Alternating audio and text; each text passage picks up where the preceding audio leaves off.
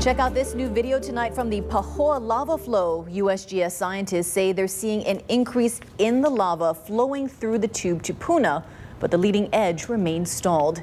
It's now been more than a week since the flow front stopped 480 feet from Pahoa Village Road. Civil defense officials say there are signs of inflation, which could result in breakouts and more activity. Puna residents will be getting a new type of support this weekend. The organization Acupuncturists Without Borders will be offering free community acupuncture treatments this weekend. The group's mission is to go into communities that have been affected by natural disasters and provide services to reduce stress. We have been doing a relief response for this community. It was organized very quickly because we had many people from the Big Island asking us to please come and help. I hear a lot of people going through a lot of emotional things, you know. I was just talking to a woman, suicide, and just a lot of really high emotional stress. Some people have moved. A lot of people have moved. You know, they just can't handle it. You know not knowing if their home's going to be burned down. And so we gathered together, Big Island acupuncturists from Oahu, and we put together a training for acupuncturists here on the Big Island so that they would be able to do an ongoing relief response for the residents of this community who have been very severely impacted by numerous disasters.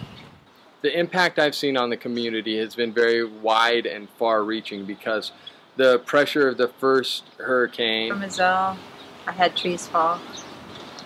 The power was a problem, and the ice. We were waiting in line for like hours just for ice. And then the lava flow coming, and then Anna coming and almost being a hurricane. The stresses are deep, personal, and far-reaching. So I'm Katie Fisher. I'm a licensed acupuncturist in the state of Hawaii, residing on Oahu, and I'm here with 9 other Oahu acupuncturists and 17 Big Island acupuncturists volunteering this weekend to help with the first community clinic here in the district of Puna. We're in Pahoa. We're here on the site and at the time of the natural disaster, which means we're able, through these points and calming down the nervous system, to mitigate what might be the seeds of post-traumatic stress disorder, or PTSS.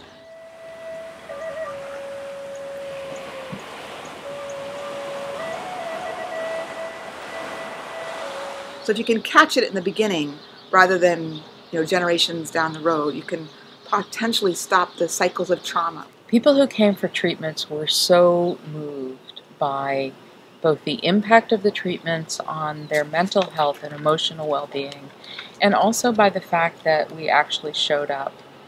I got a treatment yesterday also. I felt when it was finished like I was just completely calm. I was on a level plane, and I felt very at ease. I sometimes have a lot of anxiety, I had no anxiety, and I feel the same way today. It really did help me, you know, feel more relaxed. Tears came down. I was crumpled over and running into stuff and dropping stuff when I got here, and when I got the acupuncture, it was a really interesting slow release. I feel relaxed and empowered again, like my body is energized again. I feel like I'm ready to go home and jump back on my stuff. I feel calm. I don't have any tension at all. None at all. I feel great. Yes.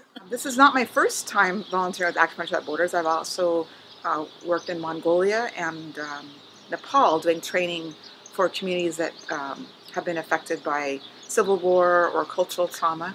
And these are the same techniques, the same procedures that Acupuncturists Without Borders goes all over the world and trains acupuncturists to help facilitate relieving stress, anxiety, hypertension from disasters like Hurricane Katrina. They were in Missouri after the tornado. They've been in Boulder after the floods, and California after wildfires. Acupuncturists Without Borders went out to Haiti for about a year to help with after the earthquake. And they sent a team to Chile. There's been a team up in Calgary, Canada. There was a mudslide in Washington. We see this everywhere we go in the world. We see that the fact of showing up and offering gifts of service and being a connected and coherent community of practitioners running a clearly professional operation and doing this in service of helping others makes such a difference in people's lives. It is incredible. It's always incredible. If I could think of one word to describe how I feel about this weekend, the word is connected. To work with the folks here who are so resilient in the face of the stress has been an honor for me.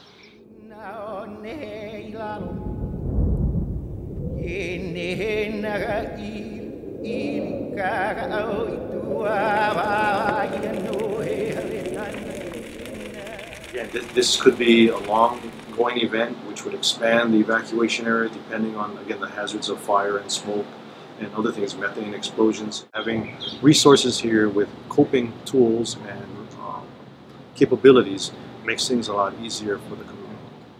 I truly feel that, you know, every state association or school should support AWB to have the training just in case if something happens. We are there to help the community. I would certainly send prayers out to making it happen long term would be very much needed.